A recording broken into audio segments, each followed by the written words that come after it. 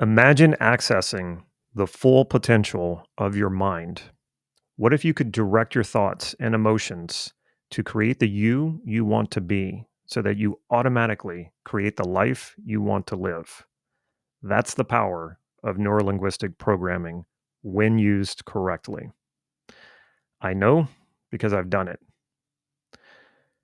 But here's the secret, it's not only about techniques, it's about mastering the right thought patterns. Today, I'm going to reveal the 5 mind frames that I used to master NLP. These are not just ideas, they're game changers. They will completely transform how you approach whatever you apply them to. Want to transform yourself and your life? Stick with me. What you're about to learn could be the key to unlocking a level of mastery you never thought possible. So let's dive in and start your journey to becoming an NLP master, a journey to mastering your life. And that's what I always tell people. Don't just try to master one piece of NLP so that you can go and apply it and do whatever it is that you want to apply it to. I mean, that's how most people start. But if you really want to get the most out of it, take on the approach that it's about mastering your life. And when you take that holistic approach, I assure you it's going to be much, much better. So I'm going to switch over to my slides here. All right, all that looks good. And let's get into it. So these are the 5 mind frames to master NLP, unlocking success through thought patterns. And this is the reason why I wanted to do this is because this is one of the biggest mistakes I see people make. They just want to learn one NLP technique after another. It's good that you're eager to learn the techniques. But what I see 2 problems is people not spending enough time with a technique to truly master it, and they think it's all about techniques, and that is just not what NLP is about. And you'll by the end of this, you'll understand what I mean. All right. So the first thing, this actually is the one that came easy to me once I had already started learning NLP, but not before. And that is your beliefs are not real. And now this might seem obvious to most people when you just see this, but this is not obvious when you're actually looking at your own beliefs or thinking through your own beliefs. And the reason why this was easy for me when I started NLP training was because I spent a lot of time in non duality. I'd been studying non duality for a long time. I had a mentor, I did a lot of meditating, and it became very clear to me that beliefs are not real, though they feel very real. And what NLP does is it calls that into question. And if your beliefs are not real, then there's a possibility of changing them. Unconscious beliefs is what governs your reality. When you think about whatever, when you think about the reality you're living in right now, as real as it may seem, it is a construct of your beliefs. And most of those beliefs are unconscious. So when you hold this loosely, when you're willing to hold your beliefs loosely and realize that they are not real, the things that are governing your reality as you know them are not actually real. Now this can freak people out a little bit. And it is a rabbit hole you can go down, which I don't necessarily recommend, maybe a little bit to get it to understand it better. The main thing here though is to be willing to question what seems real. That is a level of open-mindedness that will speed up your ability to learn NLP. I saw a lot of people, especially in the first trainings that I attended, really struggling with this. And this was a real obstacle because they were like, well, wait a minute, but this is, what I'm thinking is actually real. I can, it's real. It's like, well, actually, it's real in your mind. And that's why it seems so real. You haven't cast enough doubt on it to be able to loosen it up and change it. Everything is subjective. Everything is subjective. Everything that you're experiencing is subjective. It cannot be objective when it's passing through the limitations of your subjective filters. You are processing information through your brain that is arriving as neurological impulses in your body. The information that's coming through has to go through that entire process.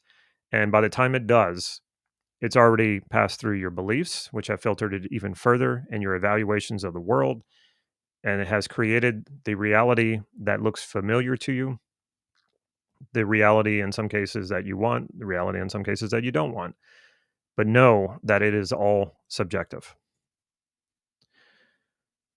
So, what you want to start exploring when it comes to NLP, is something a fact or is it a belief? What feels like an indisputable fact may just be a belief. I'm not saying that there aren't facts. We do have facts. Things do exist. We have a picture of a tree here. If you walk outside and you see a tree, yes, you are looking at that tree, though a tree is an evaluation of what that thing is, and that's another that's another rabbit hole we could go down. But things like I'm not good enough. It may seem like an indisputable fact when you try something and you fail at it that you are not good enough. But that's an evaluation. We could really break this down, and I'll show you how we break this down in a minute. But this we have these types of beliefs, and they just seem like indisputable facts. How do you think that belief, as if it's taken for reality, how do you think this is affecting your reality? A belief like that. And for most people, this feels absolutely real, like an indisputable fact. Therefore, they live in accordance to that. With NLP, we look at this and we cast doubt on it right away. Well, what does that exactly mean? And then we can start to break this down and find a better belief to replace this with. And this is where meta model questions come in. When people see the meta model in their first training, they often kind of push themselves through it. They don't really understand what is the importance of the meta model. And this is so unfortunate because the meta model is probably the most important model to learn in NLP because it really is the keys to all of how all of NLP functions. Now, I've done videos about that, so I'm not going to get into that too much. But the meta model questions are those questions that break down what you think is reality, but turns out to be your beliefs, your evaluations, your biases. So we want to use meta model questions to challenge assumptions and uncover deeper meanings. By asking the right questions, you can create greater accuracy in your map of reality. You can also add more resources and more choices. So in NLP, we talk a lot about map of reality. We don't say your reality as an objective thing that is absolutely true. We say your map of reality because that is what we're functioning from. And this is what I mean by all of your reality is subjective because you're functioning from a map of reality, not the totality of an objective reality. That would be too much. That would be impossible.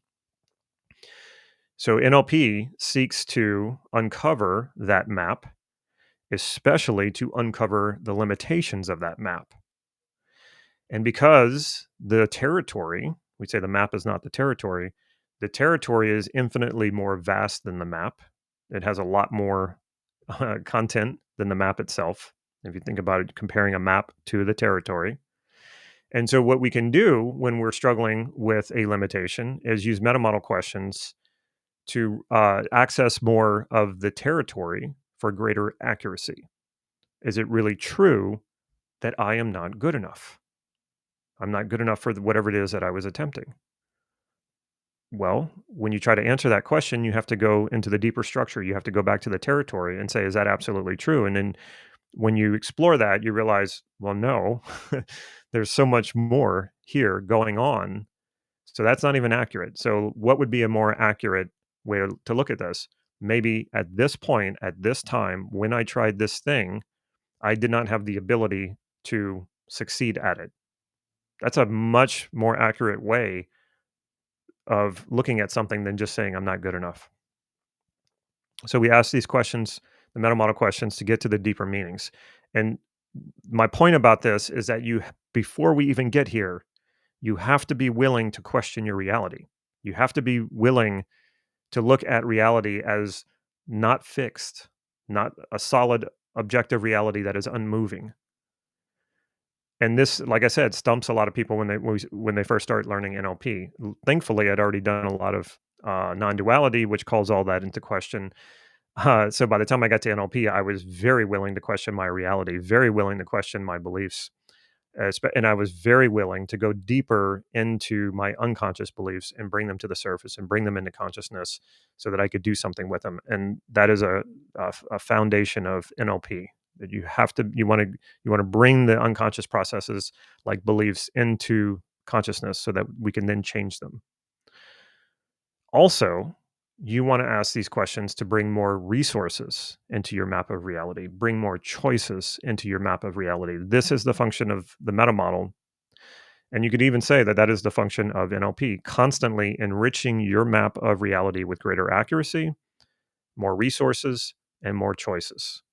That is, those are the things that separate you between what the life you're living and the life you want to live, between the present state and whatever it is you desire, the desired state. Now we talk about hypnotic trance versus wakefulness. And this is one of the things that the meta model does. It will wake you up out of your hypnotic trance. Hypnotic trance is very similar to beliefs. Our trances can feel very real. We're on autopilot most of the time, supported by our assumptions of what's true and what is not true.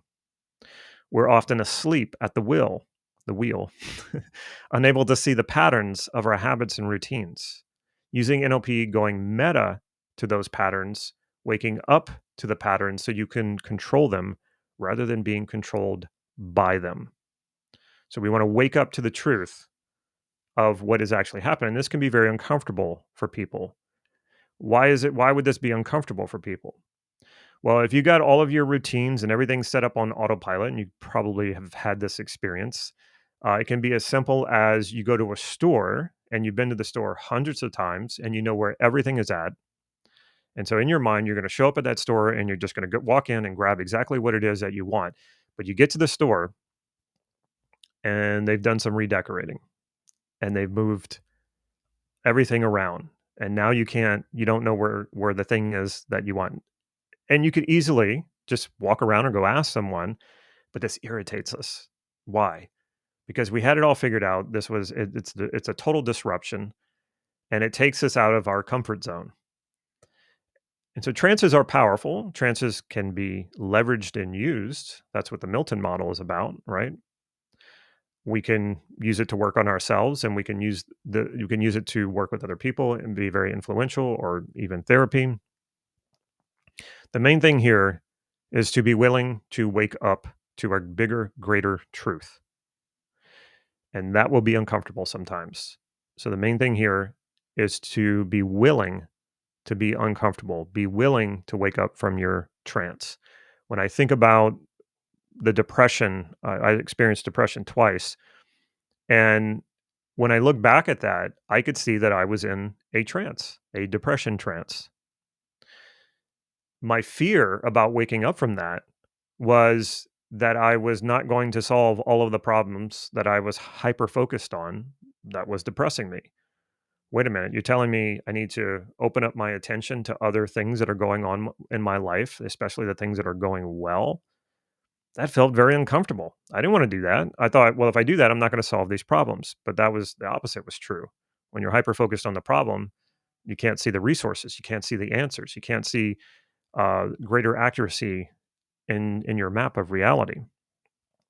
So we need, just like our beliefs, we need to be able to step back from our trances and wake up from them. And some simple things that what I'm calling trances is your morning routine, your commute to work.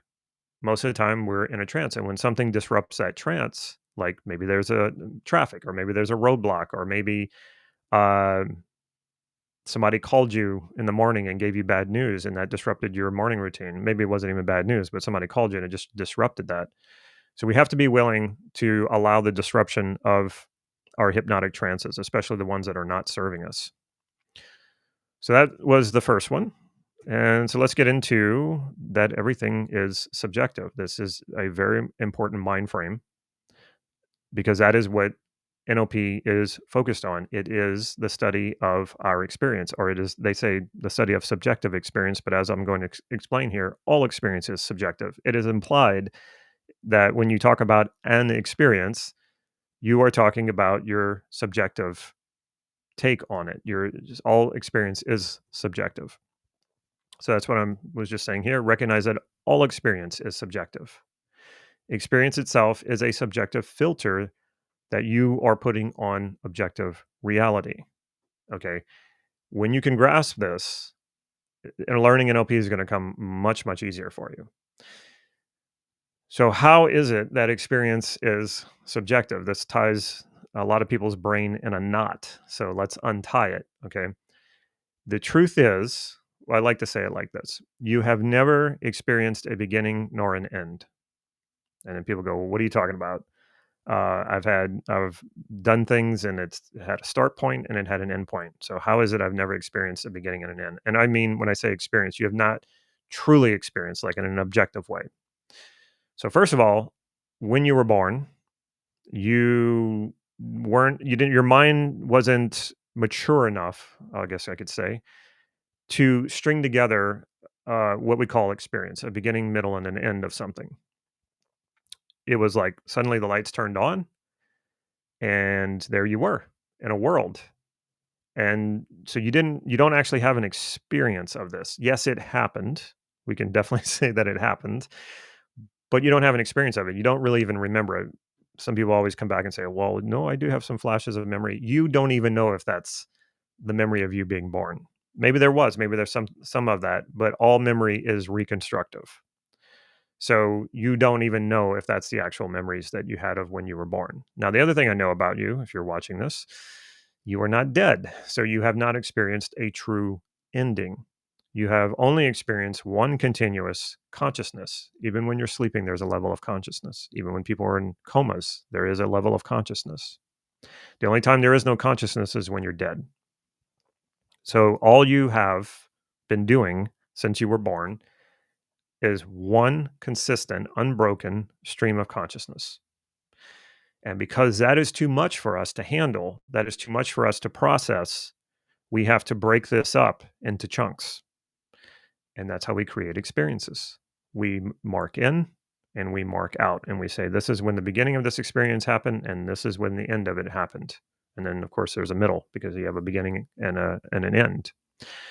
I assure you, though, this is not always shared with other people. And this is how I'm able to say that experience is subjective, because you might have been in the same time and same place as someone else, but they may perceive the beginning of that experience happening at a completely different time than you did and ending at a completely different time than you did. If you go to see a movie with a friend, what is your sense of when that experience began? Maybe it's when the movie started, but for your friend, it might have been when you guys went for drinks afterward, or before rather, or it might have been when you guys decided that you were going to go see a movie. So everybody's beginning is going to be slightly different, and everybody's ending is going to be slightly different. And this is what makes experience subjective. It's not one set objective thing. Here's where this started, and here's where this ended. It's how did you experience that? And this is how we can begin to hold our experiences loosely, realizing that whatever meaning we're making of a particular experience can be changed. The meaning can be changed. How we change that meaning is by changing the scope of that experience. And one way that we can do that is by changing when it started and when it ended. We can open that up or we can shrink it down. That's what we call a time frame. Okay. And I could get, I've done videos about that. So I don't want to get off track here. But it's the mind frame, the mindset of everything is subjective. And again, your reality is not objective. Recognize that you perceive and interpret information through personal filters and biases that shape your reality. And this is really the essence of NLP. When you really start tapping into this understanding, learning NLP becomes so much easier because now you know what we're doing. You know the bigger picture of what we're doing. We are altering the meanings of your experiences to serve you better. And here's the thing that I think I see a lot of people struggle with, and I would have struggled with this probably in my early 20s because I was looking for this sort of ultimate truth. And I beat myself senseless trying to find it. And I just wish that somebody had come along, like maybe my mentor, Steve Andreas, but I didn't know him at the time, and just told me, forget it. Ultimate truth is inaccessible. Accuracy is important, but absolute truth is unattainable, nor is it even necessary. I've even heard some people say they did psychedelics, like say like ayahuasca, and I'm no stranger to some of these things. I haven't done ayahuasca, but uh, and some people have come back and said, you hear a lot of people say, "Oh, it was amazing, it changed my life," and sometimes it actually does. But I've actually heard some people, very very smart people, say, I accessed a level of truth that was not helpful to me, and it took me down a dark path. It was too much, and I was like, I know exactly what they're talking about. There is such a thing as accessing too much truth and being overwhelmed or putting too much attention on the stuff that just does not serve you and will bring you down. We can put our focus on the horrors of the world, right?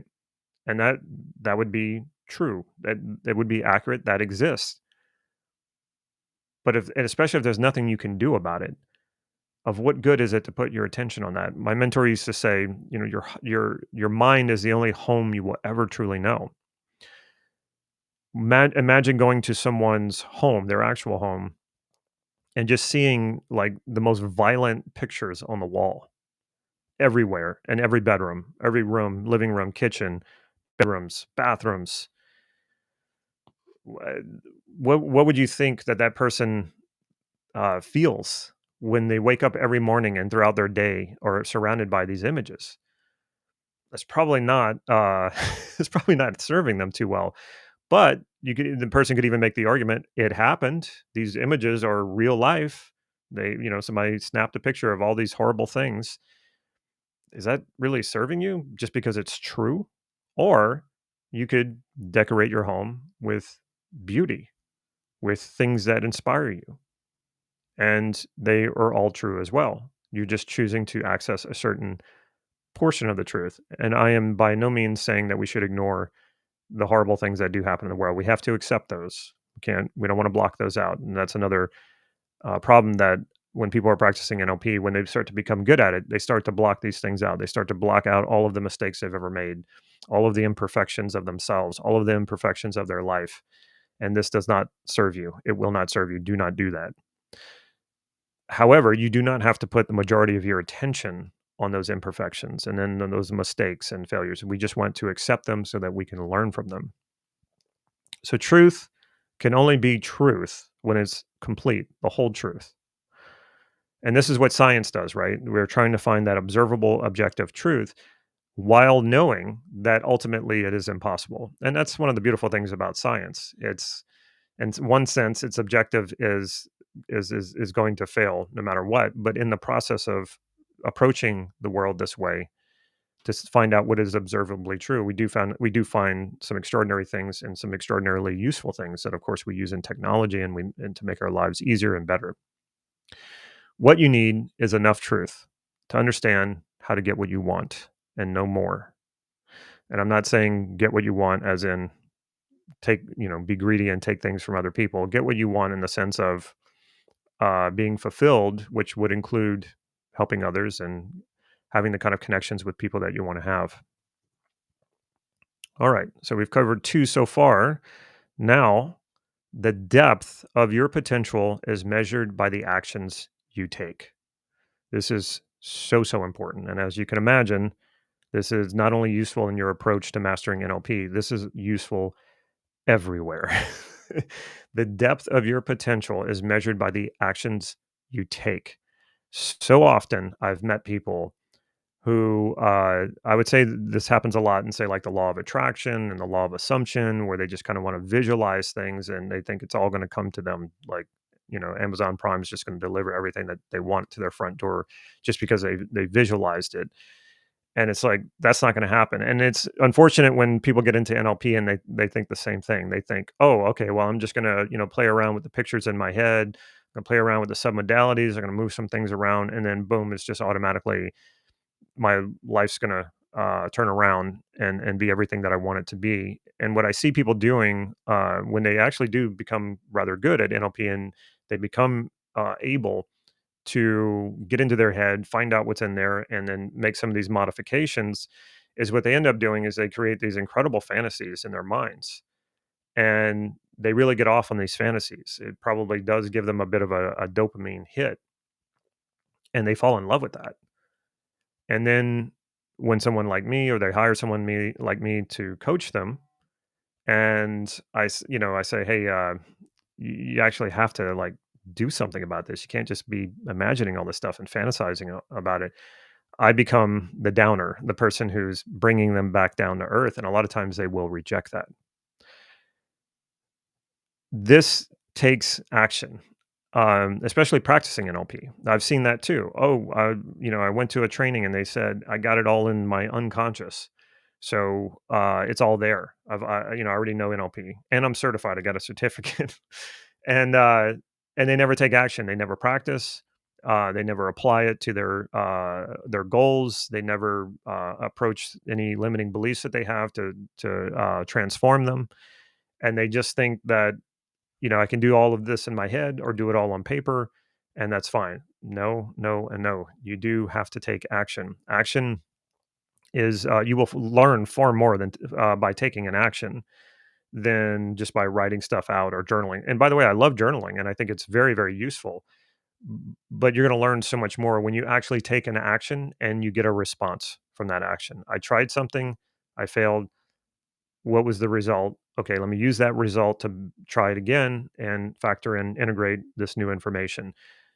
Nothing can top that as far as figuring this thing out for yourself, figuring out your life. And by the way, I think it's a good time to mention we are doing a training this weekend. It's a 2-day training. Uh, it starts in the morning Pacific Standard Time. I'm in California. It is free. You will find it in the description of this video. Just click on it, reserve your spot, and come train with us. And I guarantee you're going to walk away from that. You're not going to be the same person after that training, and you're going to have a plan and a vision to execute for the rest of this year, at least. Perhaps even the rest of your life. So make sure you get on in on that. Like I said, you'll find it in the description of this video. Like I was saying, you cannot just think or visualize your way to success. It takes action. And this is also what amazes me is the TOTE, TOTE, which stands for test, operate, test, exit. This is an essential part of NLP. And it blows my mind when people learn this in NLP and they're one of those people who doesn't think that they need to take any sort of action. And it's like, did you learn TOTE, test, operate, test, exit? Because that's exactly what that is. It's I don't know if I call it a model, maybe that's too strong of a word, but it emphasizes the importance of continuous evaluation and adjustment in achieving your desires.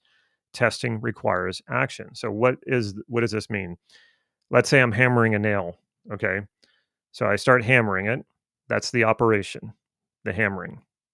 Or maybe we could start with the test. The test would be, okay, I want to get this nail into this wood, and right now I can see clearly that that has not happened yet.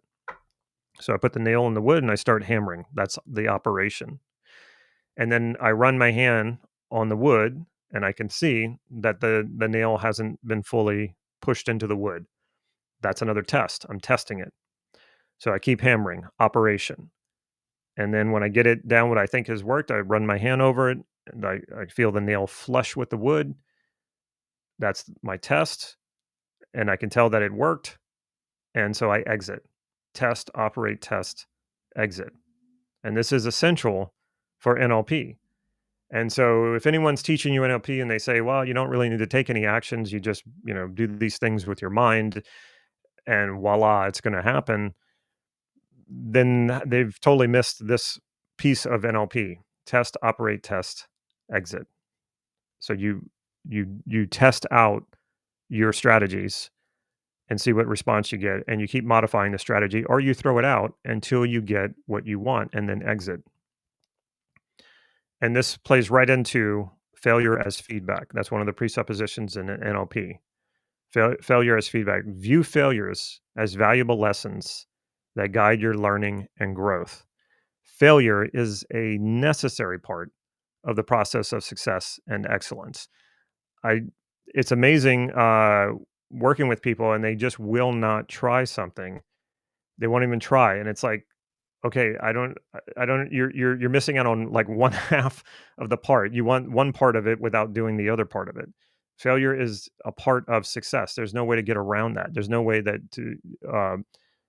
to put that kind of expectation on yourself that you're going to succeed every single time, just on the first try.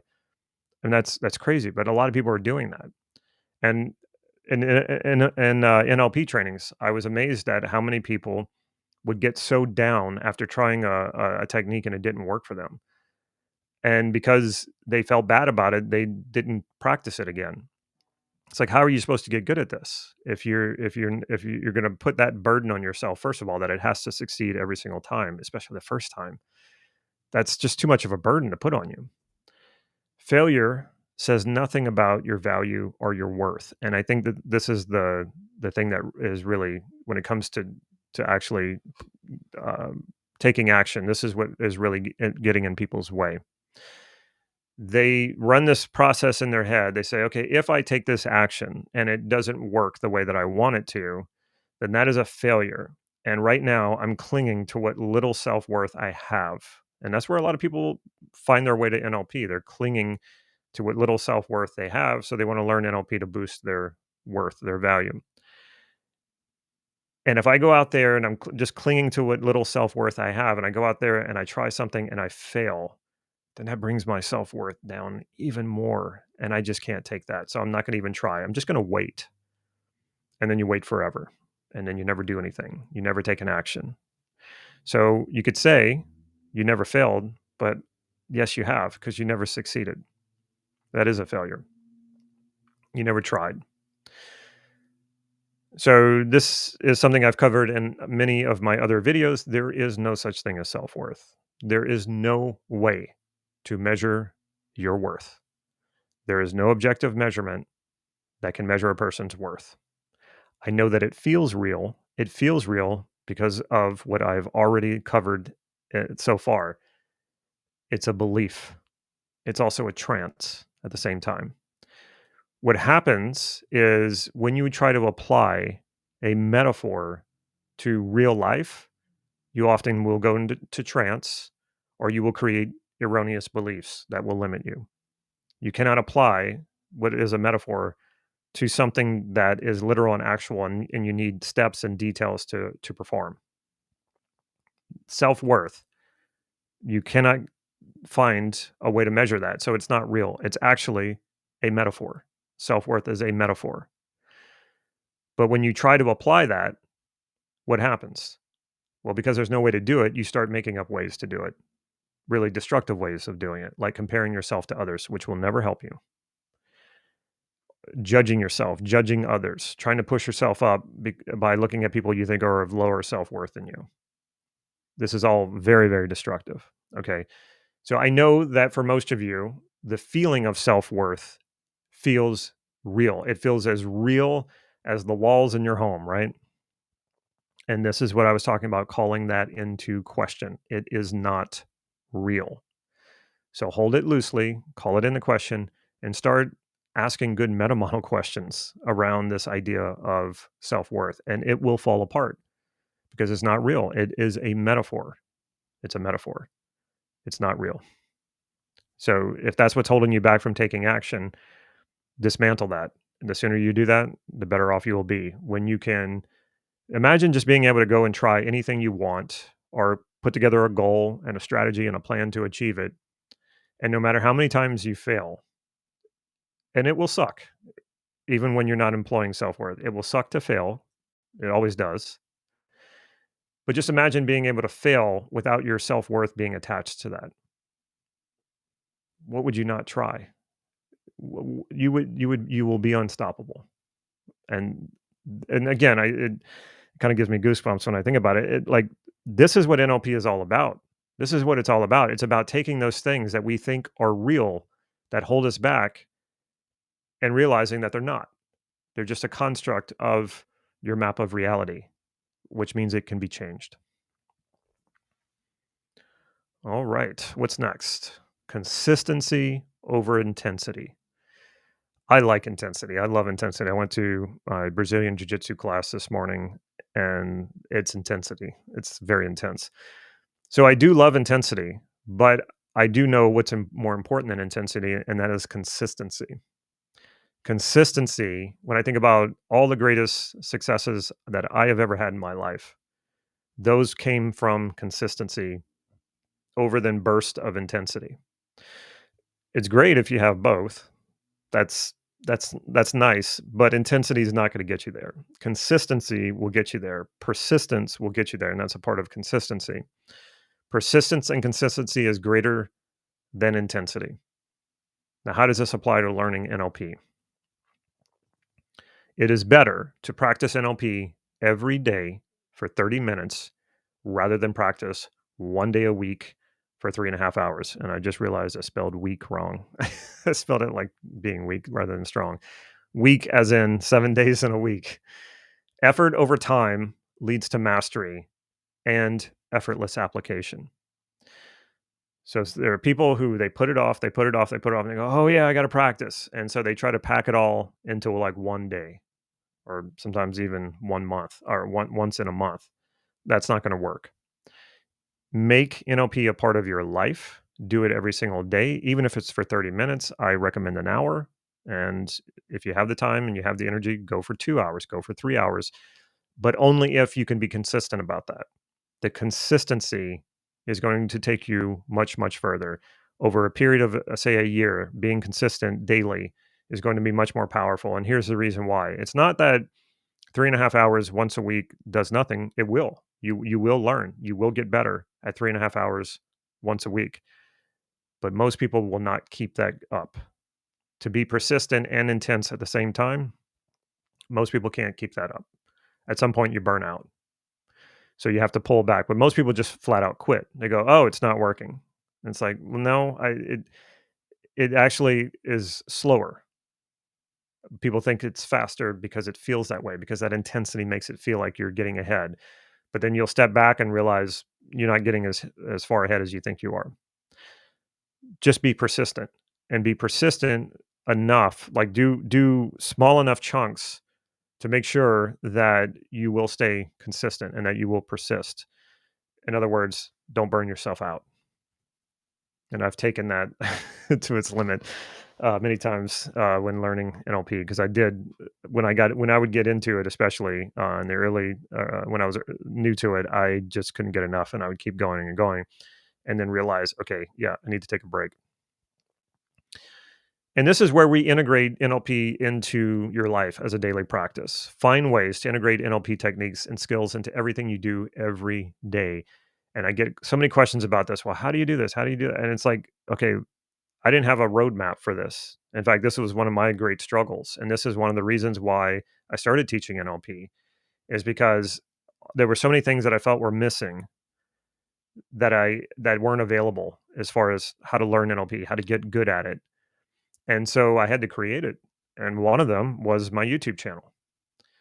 I used my YouTube channel to get better at it, to get better at NLP. I thought to myself, okay, I know these concepts pretty well. I can make them work. And this is 8 years ago.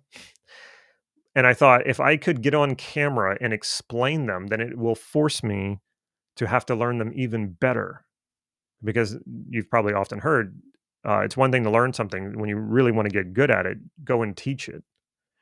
And that's when you really have to figure out, well, what does this actually mean and how does it actually work?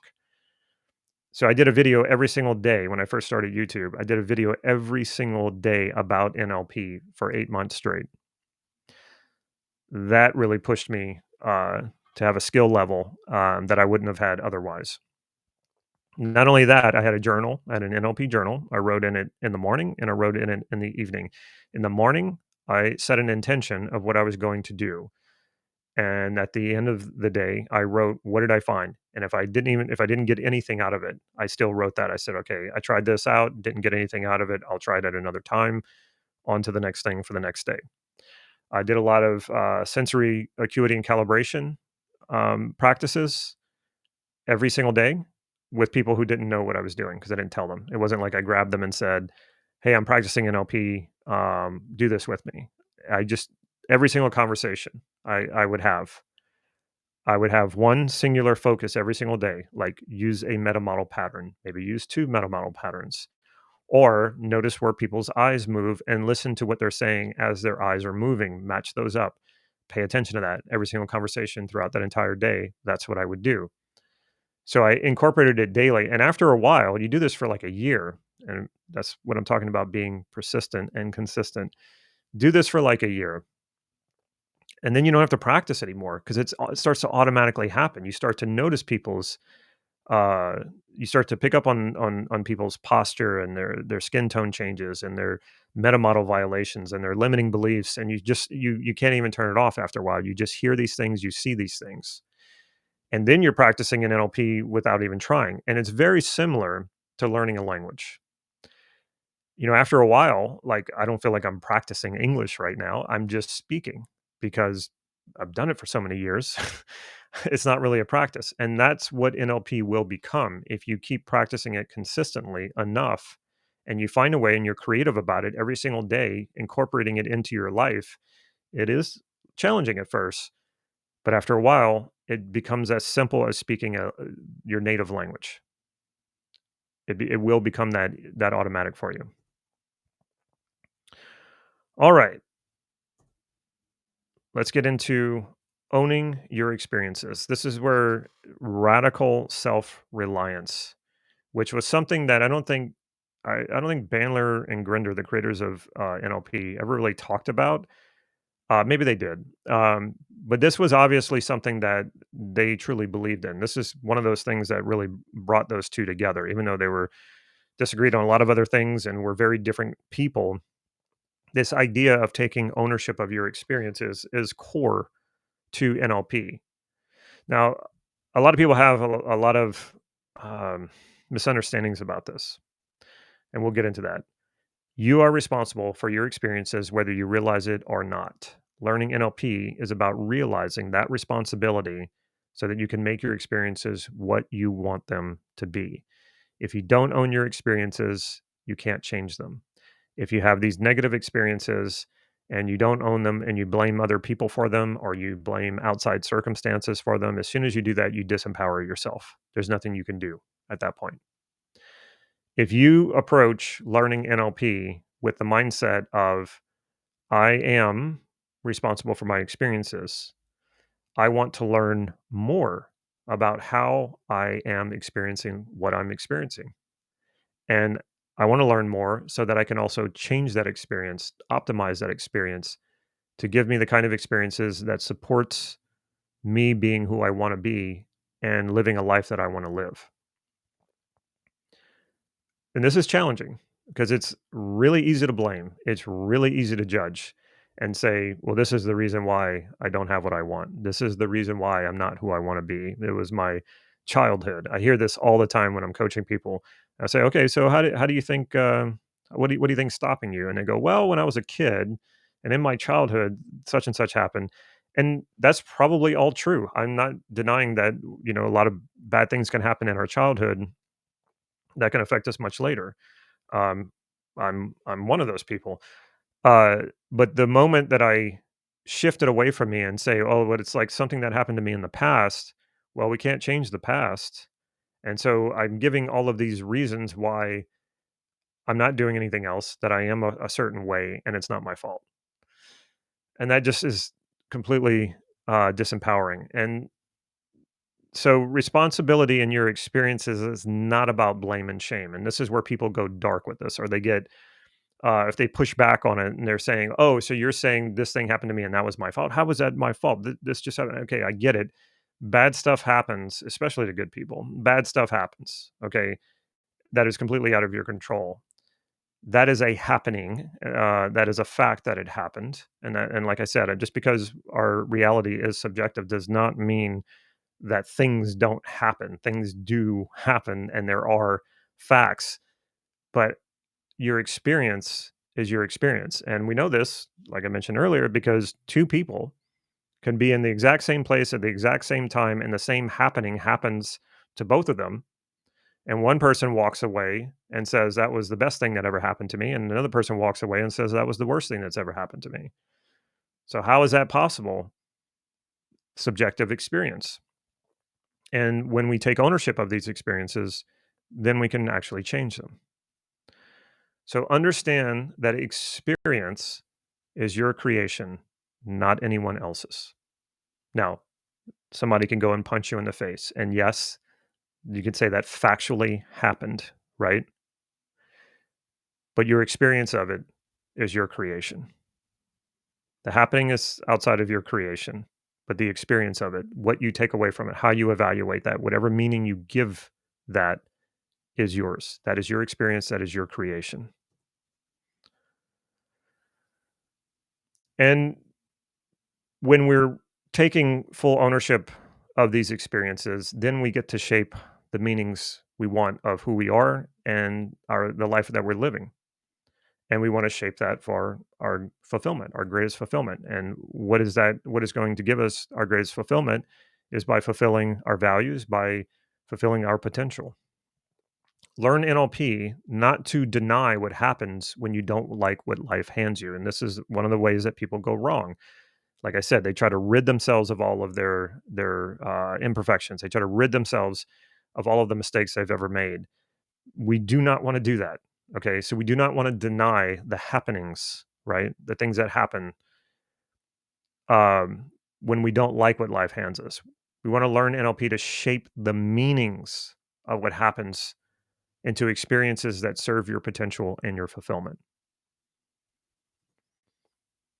All right, I got a bonus for you. I figured you might want a little bit more, and so let's check out the bonus. The bonus is keep learning NLP fun and playful. And this goes for anything. I think the times that I've quit something is when I stopped being creative and imaginative and keeping it fun and playful. And then sometimes you might say, okay, well, this just isn't for me and I want to go learn something else. That's fine too. If you really want to learn NLP, make it fun and make it playful. And it is absolutely fun and playful if that's the experience you choose to have with it. Incorporate elements of fun and play to make your NLP journey enjoyable and effective. And believe me, you'll be much more effective when you're more lighthearted and playful. Fun learning boosts motivation, creativity, and overall understanding of NLP concepts. You're going to want to practice every day if practicing NLP is fun, right? You will feel extra motivated to do it. And that is pretty much it. So let me come back over here and see if there's any questions. All right, was that helpful? All right, questions. Does Fox News use yeah, I watched a video that said they do. What are your thoughts on it? I would say most media uses NLP.